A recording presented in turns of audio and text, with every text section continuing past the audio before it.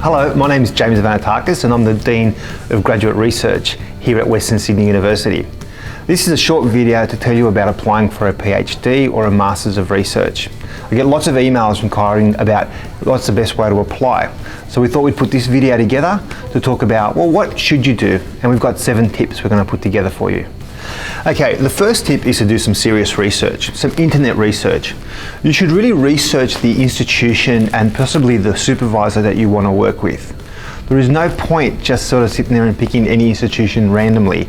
You should really identify who you want to work with and at which institution. The second point is to start putting your ideas on paper. What you should do is actually sit down and put together 3 or 4 paragraphs about your research interest, a little bit about yourself, and also why you want to work at that institution or that specific supervisor. That is, you should be saying, look, I've done this reading, I understand what you work on, and this is how I'm related to it. This is a little bit about me, and this is my broad research area. Putting together something like that actually shows that you're serious and really interested in the topic that you've picked. Okay, the third thing is, once you have this written down, is to actually then send an email or contact your supervisor or your potential supervisor. Now, don't send a generic email. I get dozens of emails every month saying, "Dear sir, can you supervise me?" Most of those emails you basically delete. Every now and again I get an email that says, "Dear Professor Vanatakis, I've read this paper that you've written and it fits in with this research interest of mine and I want you to supervise me to undertake this topic." It's a very clear email. It specifically describes what the student wants to do and why they want to work with me. That is a really powerful thing and actually will separate you from other people who are looking at applying for a PhD. The fourth thing, so you've sent the email, now follow up. Follow up with a phone call or another email.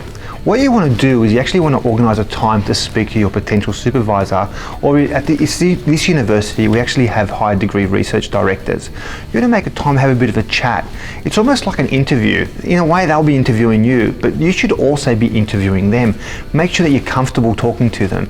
Make sure you're comfortable with the way that they're talking to you and the broad approach that they're willing to take. So begin a conversation. This dialogue is really important in actually knowing that you're going to the right place and then beginning the process of applying for a PhD. The fifth thing, so you've identified a possible supervisor, you've now written down some of your ideas. The fifth thing is actually to go in with a really good idea of your research interest and your research area.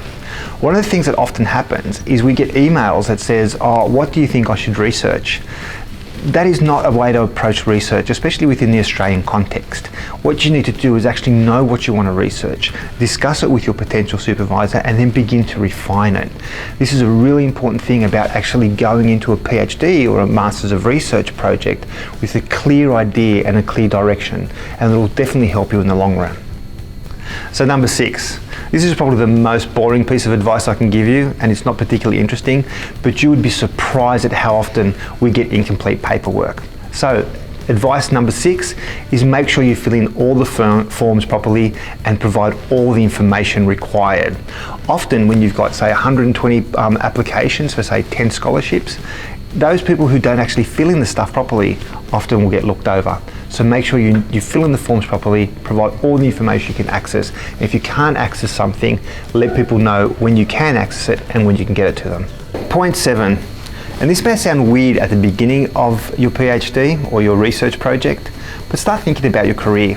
We know now that only about 50% of students who complete a PhD go on to become academics. The other 50% go into other areas such as policy work, working for non-government organisations, including things like the United Nations, or private research and entrepreneurship exercises.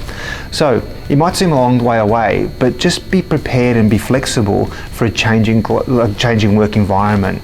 And that's the other thing about your PhD. It doesn't guarantee you a certain location. It's a great journey, but where you end up really will be up to you. So good luck in the application. I hope you apply at Western Sydney University, but if not, wherever you apply, good luck and I hope you do really well. Bye now.